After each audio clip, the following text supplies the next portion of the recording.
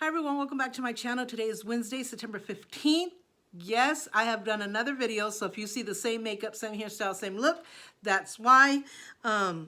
So in this video, I want to get back to the series that I'm doing, which is about Little House on the Prairie. I love Little House on the Prairie. I have ever since I was a kid, but now with technology, I'm able to have the entire collection in my hands, in my home, and I don't have to wait till next week's episode, which I don't know how we did it, but we survived it. So I've had the entire collection for many years now. It was like $300 years ago in Best Buy, and I'm thinking, I'm not going to pay $300. So I end up getting the collection little by little, 1 or 2 seasons here, 1 or 2 seasons here, and then friends and my children would give it to me as gifts until I end up having the entire collection.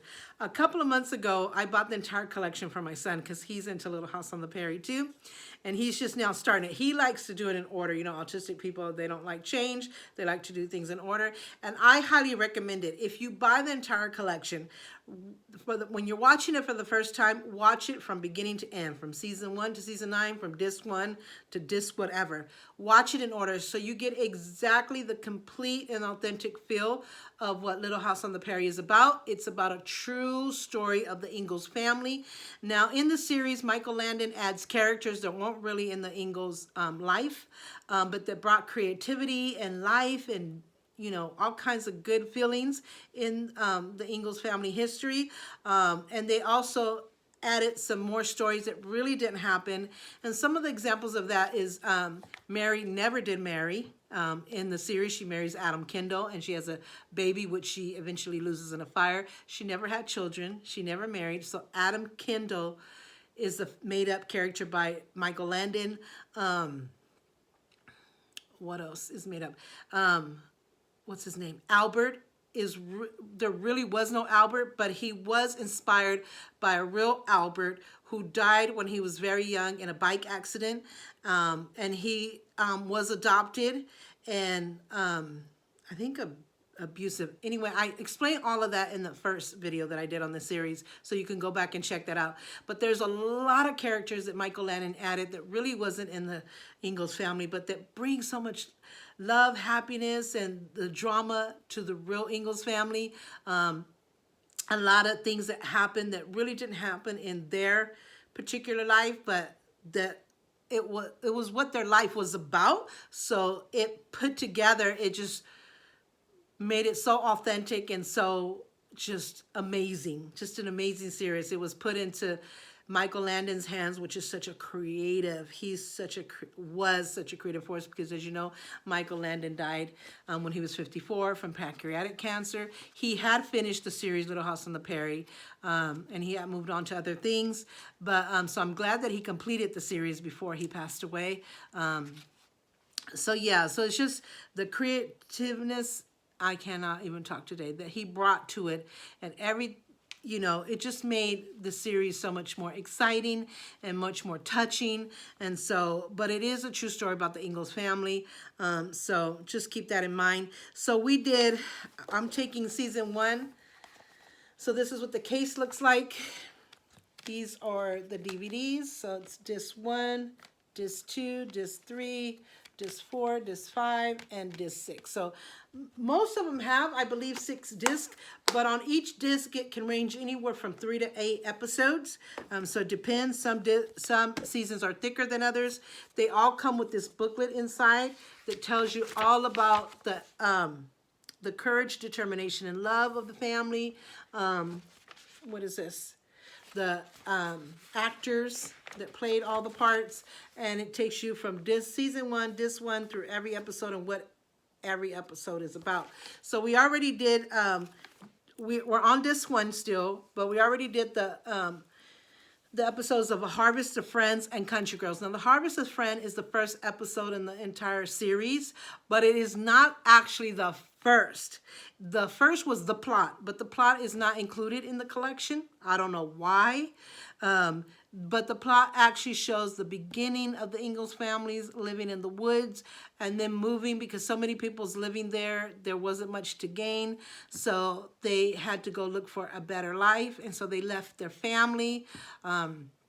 and stuff, and just kept moving on till they ended up in Walnut Grove. So it's like I think a 2 hour, I want to say, episode. So the plot is really, really the first. But as far as the collection is concerned, the first episode is A Harvest of Friends. And then we already did Country Ghost, so you can go back and check out those videos. Sorry, I've been talking because I've been doing so many videos. My mouth is dry. So now we're on the 3rd episode of season 1, disc 1. It's called The 100-Mile Walk. Let me put on my glasses so I could read it. It aired on September 25th, 1974. Did you know that Little House on the Prairie officially aired on September 11th, 1974? I'm sure. They had no idea what was going to happen in 2001, which is completely sad that we have a day that we honor and remember so many lives that were lost from a terrorist attack. And yet you have something good that happened on that day. I'm sure there's more good, but this is the one that I know of. My son brought it to my attention. I thought, wow.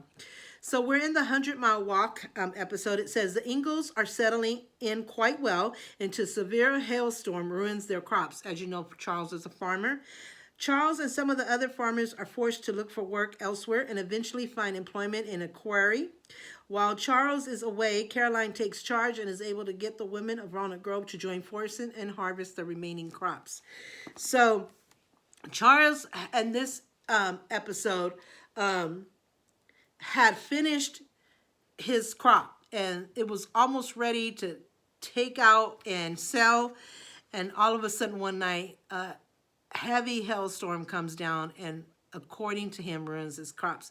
Even though later on in the episode, Caroline and the other gathers the other women and say, you know, we can salvage at least half or most of these crops. And she found an idea. She kind of felt it and said, we can salvage this while the men are gone. Let's get together and work hard to salvage what we can. And it's wheat is what they're salvaging. So she does do that. And he and the other men go and try to find work somewhere else. And so they make money. I'm thinking, I don't know if this is the one where he, because there's one where he does it with Mr. Edwards, but Mr. Edwards is not here. And they do like explosives.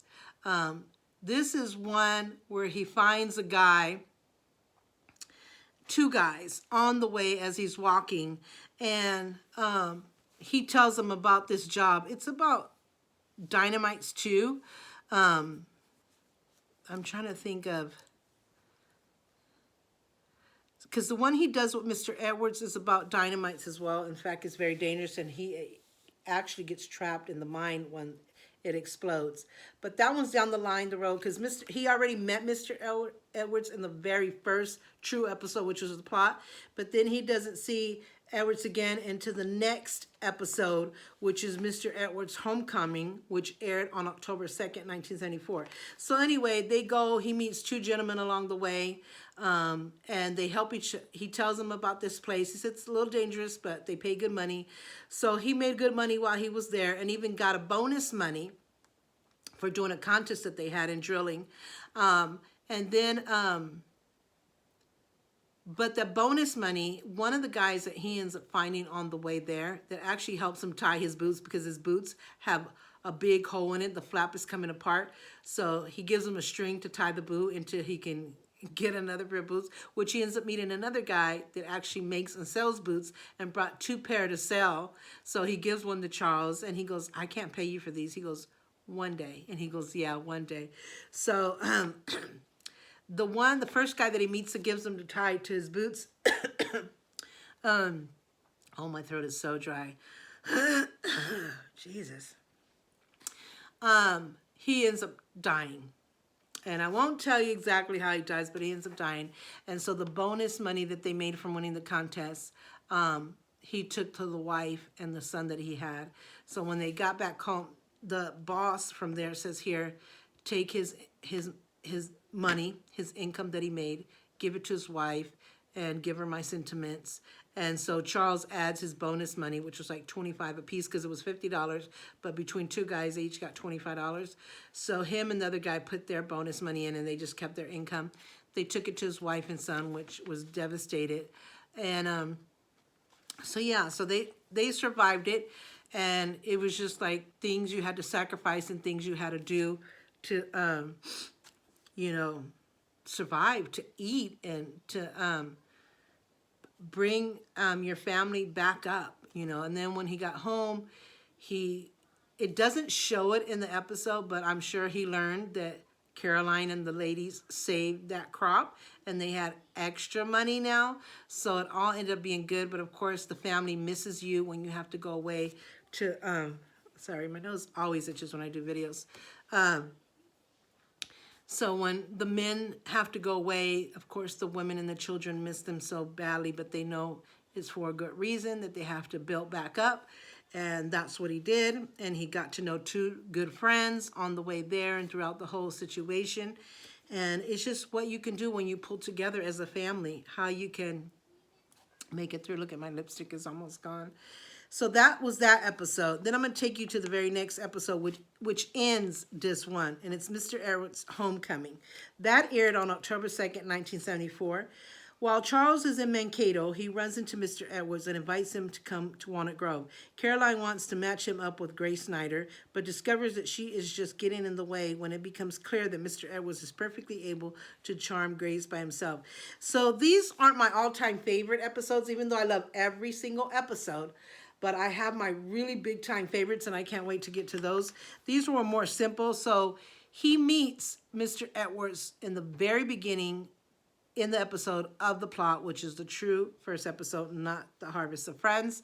And they were so happy to meet another human being because as a family, they were alone, traveling, trying to find somewhere to call home and to build a new life. And they finally find Mrs. Edwards, and they just love his personality. Caroline isn't fond of him because he teaches Laura how to spit, and she thinks he's just like, just all over the place, and she doesn't care for him much. But then she does have a soft place for him, especially when they end up leaving. Because of course, where they are, the government, the United States government had drew a new line, and Charles had built a house, like a cabin type of house, to live and survive, and they told him he has to go because they drew that line, and now it belonged to the Indian Territory, Native Americans. And so he meets some wonderful Native Americans that, you know, back then it was really scary because, you know, everybody was taught that Indians are scary, that they like to hurt and kill people, and that wasn't true. They were just like warriors, just fighting for what they believed in and what was right. And they had so much done to them. They had their land taken away, their freedom, and then many times their lives. And so it was like, you know, but Charles always has had a good experience, and he loves all people, Black people, Native Americans, you name it. So yeah, so in this episode, he runs into Mr. Edwards because he hears a loud fighting coming out of oh my God, what is on this table? I'm sorry. So he hears a loud commotion coming out of the saloon, and he hears a familiar voice. And when he goes in there, Mr. Edwards, drunk skunk, he's trying to fight everybody. And Charles gets, and he's like, it's me. And he almost wants to hit Charles. He goes, it's me, Charles Ingalls. And so he gets him out of there, dips his face twice or 3 times into water to get him to wake up. And then he offers to take Mr. Edwards to come to Walnut Grove, where he tells them they had settled and he built a home and he's doing really good and stuff like that. So he comes, and then so the family is really happy. I'm reading a notification that just came up. Really happy to see Mr. Edwards and stuff like that. And I guess when he gets there, Laura is sick. She has a high fever. I think it's her tonsils, and he panics because he lost his wife and daughter because of something like COVID, I would say. And you know, when he sees a child with fever and stuff, and I don't know, maybe it was scarlet fever, but it was similar to COVID. And so he's like, what are you doing? Why is she not in the hospital? Where's the doctor? And they're like, calm down. It's just her tonsils. She'll be fine. And so they keep offering him to stay, and he kind of, I don't want to stay, I don't want to stay, I don't want to intrude. And then Caroline decides she's going to introduce him to Grace Snyder, which is, they call her the Widow Snyder. So when you lost your husband, you're the widow, whatever your last name is. So she tries to play Cupid and hook them up, but he likes Grace, so he's kind of doing it on his own. So it ends up working out and stuff like that. And yeah, so this is kind of like a fun episode. Not anything bad at all. Nothing happens to Charles or the family. They're not starving. They're not going through any financial problems. He was just in Mankato visiting or taking, sometimes he does a lot of delivery. So I don't know if he was doing delivery or just taking something, just happened to be in Mankato and find Mr. Edwards again. And so that's the beginning of Mr. Edwards, which is played by Victor French. That's the beginning of Mr. Edwards coming to Walnut Grove and settling just like Charles did. So, and as you know, Mr. Edwards is a near and dear friend to the Ingalls family, especially to Charles. Another one that they'll meet is near and dear, which they had a lot of special friends, but some of his top friends was also, you'll see Jonathan Garvey. He'll start coming into play, and they became good friends as well. So these last two, well, the 100-mile walk is a devastation that happens when you work so hard to build your crop and you're expecting money and it's ruined by a natural disaster which nobody can control. And it kind of just encourages people, inspire people to do what you have to do for family. Do what you have to do to feed your family, to save your family. And sometimes that means going away. Sometimes that means getting jobs that take you away from your family. You wish that you didn't have to, but you have to do what you have to do to provide. And so these are some sacrifices that Charles Ingalls did for his family. You'll see many of that in the entire collection where he just goes above and beyond and sacrifices and has to go away from his family to put things back together, and all that the family, does together, because Charles ultimately is the father, and so he's responsible for providing for Caroline, his wife, and his children. But they're a family that they all pitch in, whatever they can do to help, they can. In this case, Caroline saved most of the wheat with the other ladies, and so that gave them that money. It wasn't completely destroyed, and they didn't completely lose out, because they've had many years what they have lost because of bad weather and their crop being destroyed. And there's many episodes where you see, well, even the kids will work, especially like Mary, because she sews. She's amazingly talented in sewing, and so she helps Mrs. Whipple, and so she makes money off of that. Or she'll work. One episode, she worked as a helper in the Mr. Olson's store. So they do what they have to do, and Laura, of course, helps her mother in putting the family back together. It's helping her on the farm, or whatever they can do. So there is one special episode that's called, what was that episode called? Oh my God, what is it? Not The Harvest of Friends. It's I forgot the name of the episode, but they all pitch in and they make it work. And so it's most of all these episodes, I think every single episode actually is inspiring. It inspires and encourages. It shows you how they lived back then, the sacrifices that they had to make to survive and to feed their families and to be happy and to be at peace and to do God's will. All this mental, emotional, physical, and spiritual state all plays a part. It all comes into being. And what the Ingalls family does individually and as a family to keep it together, pull it together, survive. And so and whether it's about friendship or relationships or illnesses, stuff like that, every episode is very, very inspiring. So that's why I love every episode. But like I said, I do have my favorites. Which episode are you on, Alexis? My son is in the process of watching it. So I forgot which episode I'm on, but I'm still trying. Are you on the first disc? I finished the first two. Oh, the first two discs. Oh, so he's ahead of my series here. So you're probably like on disc 3. Yeah, on season 1. So have you seen School Mom, the raccoon? No. Because those are the first episodes in disc 3. So you're just going to start disc 3. Yeah, want to get Because chance. disc 3 is School Mom, the raccoon, the voice of Tinker Jones, and the ward. So yeah, so this is his first time watching the collection. I mean, he's seen episodes with me like on TV. We see it on Peacock and other Roku apps or channels. So we see it that way mostly all the time at night. I usually get 3 or 4 episodes in. But to actually see, go through his collection and see it, this is the first time he's going through it. And like he said, he's on season 1, but he's on disc 3. He's about to start disc 3.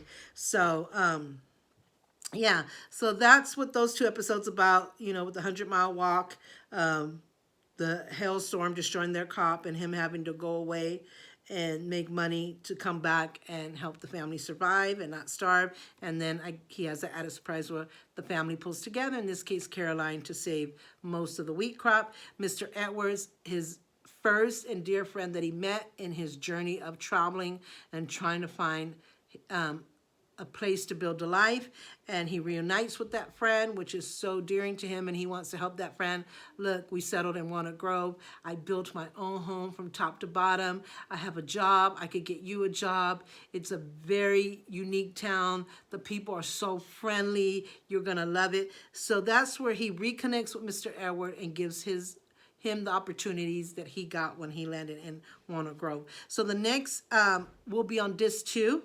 On the next one, and that one has The Love of Johnny Johnson, If I Should Wait Before I Die, Town Party, Country Party, and then we'll, let me see how many episodes is on there, Ma's Holiday. So it's 1, 2, 3, 4 episodes. So far it's averaging 3 to 4 episodes on each disc. And then disc 3 will be 1, 2, 3, 4 as well.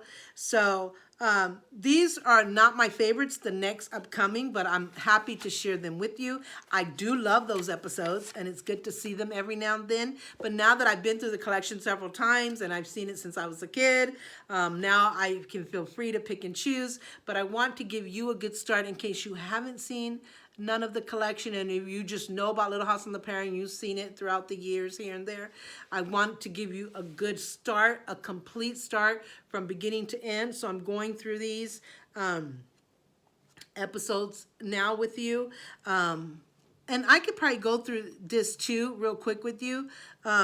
The Love of Johnny Johnson aired on October 9th, 1974. Laura falls in love with the new student, Johnny Johnson.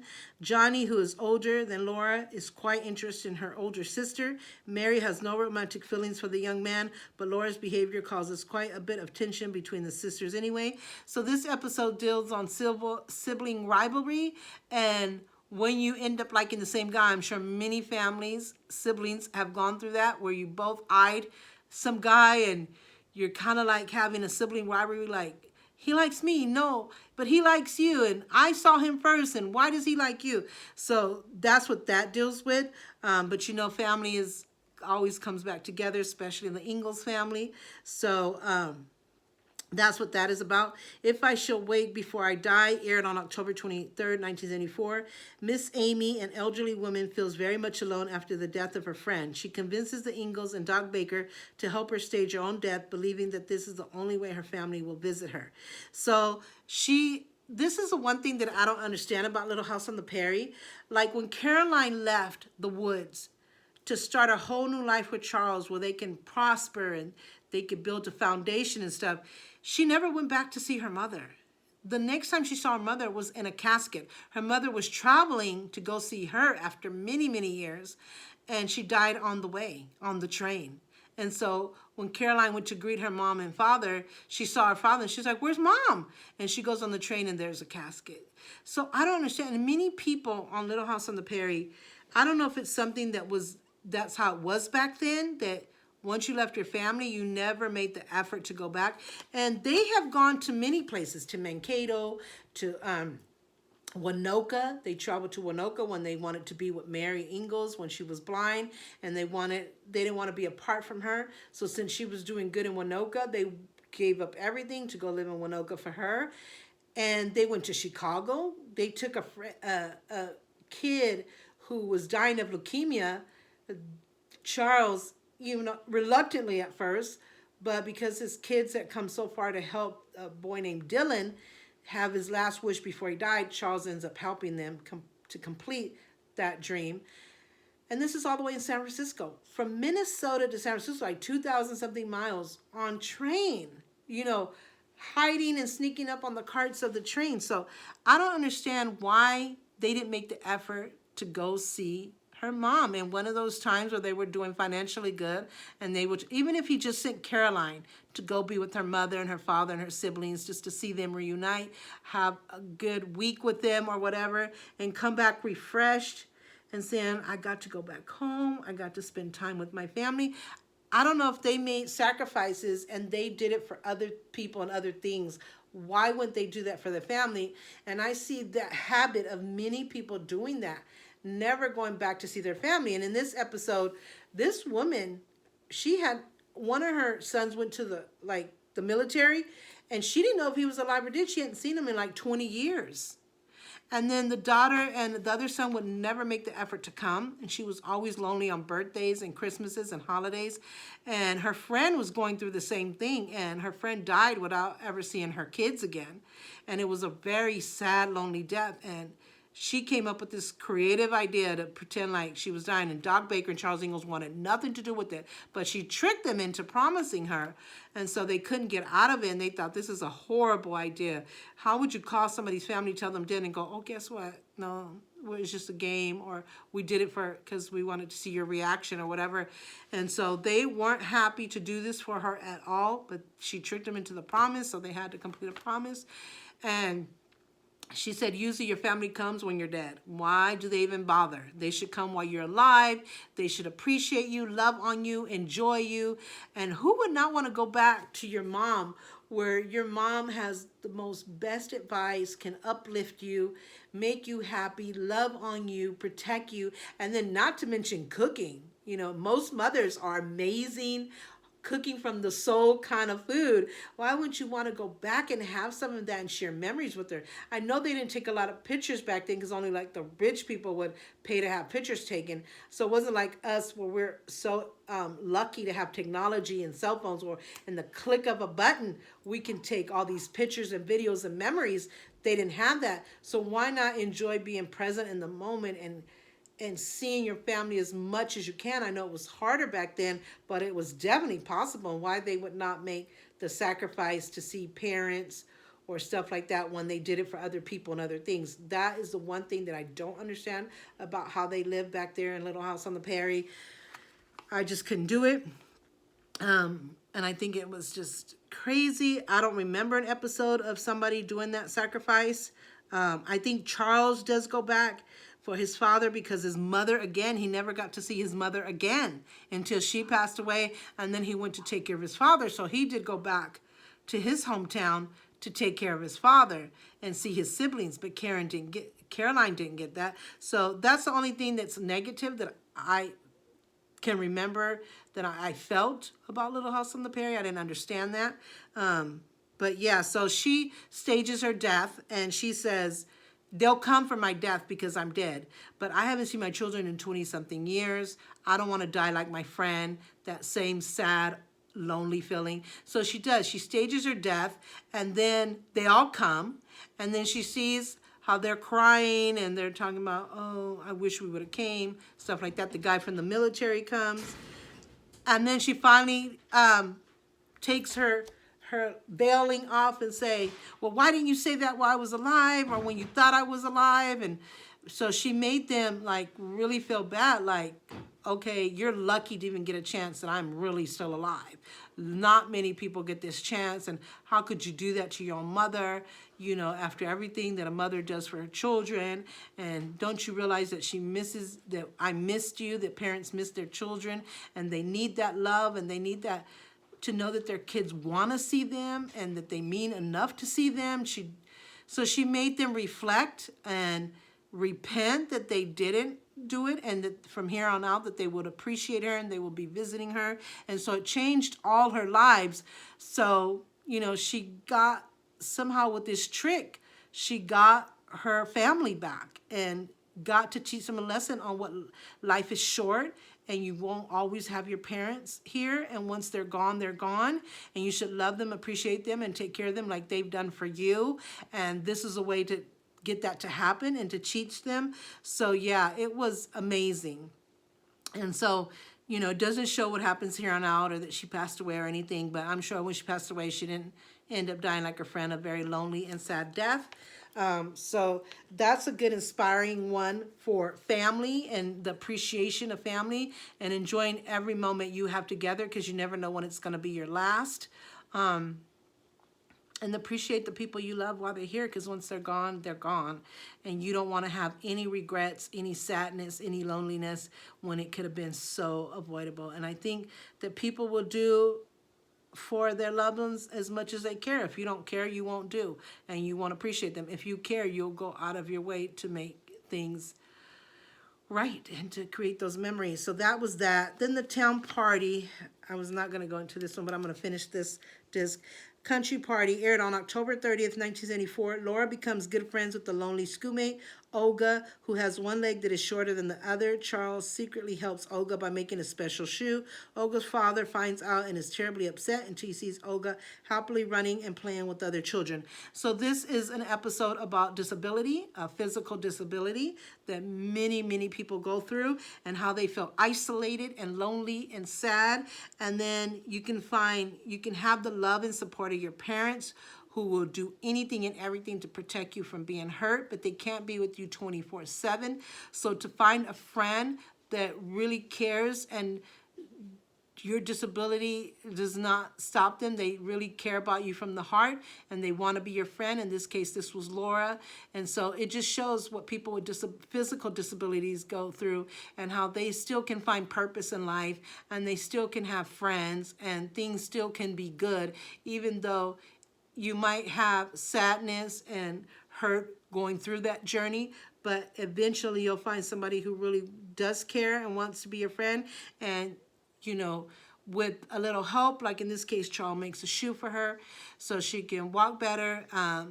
So he gave her hope and a purpose in life to go on and stay strong, and say, this disability will not stop me. There's always hope. So this is an episode of hope, and in showing what people with disabilities go through. So I like that they attack every subject, everything in life that we go through: divorce, alcoholism, child abuse, sexual abuse, rape, drug addiction, adoption. In this case, disabilities, like not bullying, but discrimination because of a disability, and finding hope and friendship through all of that. And then, of course, If I Should Wait Before I Die, bringing families back to know the appreciation of life and family. And then The Love of Johnny Johnson, how siblings could go through their quarrels, but at the end of the day, they're family, and that's what's most important, and they get over it. And then the last episode on that disc is Ma's Holiday. It aired on November 6, 1974. Charles and Caroline decide to go on a second honeymoon and leave Mr. Arrows in charge of the children. The honeymoon doesn't go very well because Caroline constantly worries about what is happening at home back in Wanna Grow. Mr. Arrows has his hands full with Carrie. So Carrie is a little girl who gets into so much mischief. I mean, she's so little and she's so curious about everything, and she wants to follow her sister's footsteps, and she just makes messes, and she does things that she doesn't mean to do, bad things, but she gets into all kinds of mischief. Carrie is so sweet and funny. And so Charles is trying to take her on just a little vacay for just them as a couple, because couples need that. So this episode shows that sometimes you have to go away as a couple and always ignite that fire and dedicate time to just you and your husband, or you and your wife. Dedicate time to each other and for each other to make sure that that fire stays going, and that the love is there, and just to take a breather, a break, and get in tune with each other without the children being around, and without the regular house cleanups and duties and cooking and all that stuff. Just taking a breather, taking a break, and having some special time. Now we call it, what do they call it now? Date? Going on a, date night. So back then they had to couldn't have those date nights. So every now and then when they got a chance to get away, you would get away as family. You would have that family getaway, but then you needed that couple getaway. So this episode shows couples that even though they love their family and their children and they love cooking and cleaning and, you know, living a family life, that's great. But don't forget that you are a couple and you need to give that time and space with each other to, you know, just love on each other and have fun and take a breather and rest from all of that. So that's what that episode shows. But, you know, as a mom, we always put our children first, which should be that way. But we also have to nourish our relationship because that is how we started. That was the foundation. And so in order for everybody to be happy and to relieve some stress and to be, you know, continue this strength, the foundation of each other as a couple and as a family, and balance those two is completely and utterly important. And so, but of course, as a mom, you think how the kids are doing, I hope they're okay. I hope that they're not leaving the fire on or blah, blah, blah. You can't help but to like worry. And it's okay because you love your children. If you went worried, then something would be wrong. But you just kind of, teachers, you kind of have to like, okay, just enjoy this moment because you might not get this again anytime soon. And this is very important to nourish your relationship as a couple because that's how it all started. So it's a kind of lesson learned for couples and how to balance family and your relationship as a couple. So I really love that episode too. That's it for disc 2. Am I talking about this too? So yeah, so go back and watch those, the sibling rivalry, the importance about family and life and not waiting till someone's gone to appreciate them and enjoy them, the disabilities, how there's hope, how even though there's discrimination and people can be cruel, there is hope and there are people that really care and how you could get through it and beyond it. And of course, how to nourish your relationship as a couple and balance your family life as well. And you can take care of all of them. So yeah, so next video will be on disc 3, which include episodes of School Mom, The Raccoon, The Voice of Tinker Jones, and The Ward. If we have time, we'll go into disc 4, which is The Lord is My Shepherd, Christmas at Plum Creek, which they only did 3 Christmas episodes in the entire collection. Christmas at Plum Creek is one of my favorites. Family Quarrel. And that's it. And then you go into disc 5. So I really hope you enjoyed this video. I'm glad that I was able to get through, finish disc 1 and go all through disc 2. So I think we accomplished a lot in this video. Go back if you have the DVD collection or if you have Roku or if you have the Peacock app. It shows the Little House on the Prairie, the entire collection. It shows it on there. Check it out. It also shows it on Prime Video, maybe Tubi, I'm not for sure, but check out your local listings and all of those TV channel apps. You'll definitely find them on one or more of those channels. So go back and check out those episodes that I did in the previous 2 or 3 videos and the one that I did now. Go see those episodes so you can see for yourself with your own eyes and hear with your own ears exactly how the episode went and just get a just true enjoyment out of whatever the situation is. So yeah, so stay tuned for my next. We'll still be, like I said, in disc 1, but we'll still be on season 1, but we'll get into hopefully disc 3 and 4. So yeah, thank you so much for watching. I hope you are enjoying my Little House on the Prairie series review. Make sure you subscribe if you haven't done so already. Make sure you hit the notification bell so you get heads up on every time I upload videos on this series and much, much more because I have a lot coming. And so I'm trying to just get it all done. So thank you so much for watching, and I really hope you enjoyed and that you are enjoying my Little House on the Prairie series and all of the other content that I have to share and offer. So until my next video, take care.